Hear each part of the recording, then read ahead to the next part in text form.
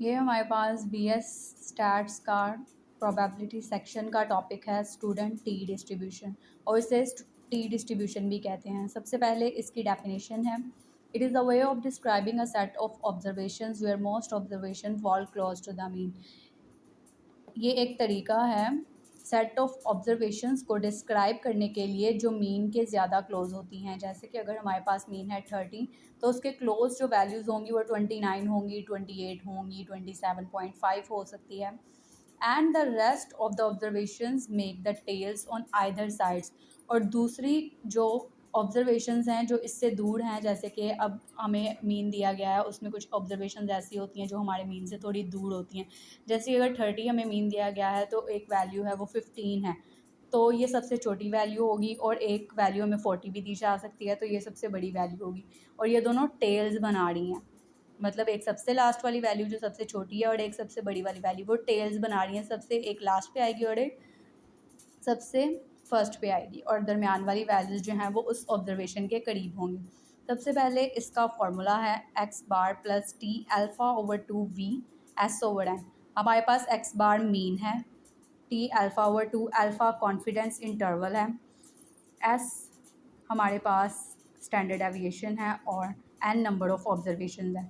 Group data के लिए हम मीन कैसे निकालेंगे? अब हम ये देखते हैं कि इन क्वांटिटीज़ को निकालना कहते हैं। ग्रुप डाटा के लिए हम मीन कैसे निकालेंगे? ग्रुप डाटा के लिए हम फ्रिक्वेंसी वाला फार्मूला यूज़ करेंगे, sigma F x over sigma F, और जबकि अनग्रुप डाटा के लिए हम सिग्मा एक्स ओवर एन का यूज़ करेंगे, जो कि सिंपल फार्मूला है। अल्फ़ा ओवर 2 अगली टर्म है, इसमें हम कैसे निकालेंगे? अल्फ़ा ओवर 2 हम 1 minus alpha equals to percentage से निकालेंगे। हमें क्वेश्चन में परसेंटेज की 1 दी होगी, उसकी मदद से हम 1 माइनस अल्फ़ा निकालेंगे। 1 माइनस जो हमें परसेंटेज दी होगी हम उसे 100 से पहले डिवाइड कर लेंगे, उसके बाद उसे यहाँ लिख लेंगे और अल्फ़ा को एक साइड पे, और जो भी आंसर आएगा वो हमारे पास अल्फ़ा होगा। अब इसी के साथ एक टर्म है वी, वो हम कैसे निकालेंगे? वो हम सिंपल वैल्यूज़ में से 1 को माइनस कर देंगे, हमारे पास वी आ जाएगा।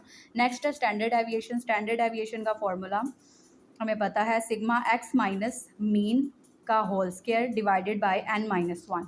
अब इसको निकालने के हमारे पास दो तरीके हैं।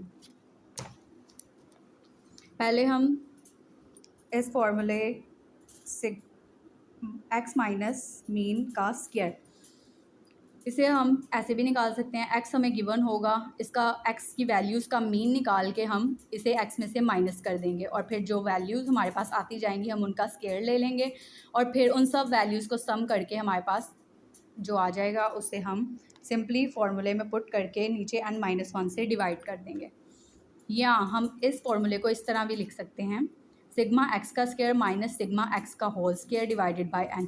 पहले हम एक्स की वैल्यू निकालेंगे, एक्स की वैल्यूज़ लिखेंगे जो हमें क्वेश्चन में गिवन दी होंगी, उनको ऐड करेंगे तो हमारे पास सिग्मा एक्स आ जाएगा। इसी तरह इन वैल्यूज़ का स्क्वायर ले लेंगे हम, तो उनको ऐड कर लेंगे तो हमारे पास सिग्मा एक्स का स्क्वायर आ जाएगा। उसके बाद हम इस फॉर्मूले में पुट करके एन से डिवाइड करके आंसर निकाल लेंगे। जब ये सब वैल्यूज़ हमारे पास आ जाएंगी तो हम इस क्वेश्चन में पुट कर देंगे और हमारे पास हमारा आंसर आ जाएगा। टी में हम ये वैल्यूज़ जब पुट करेंगे ना, तो इनका एक टेबल होता है, टी डिस्ट्रीब्यूशन का एक टेबल होता है, उससे हम ये वैल्यूज़ निकालते हैं।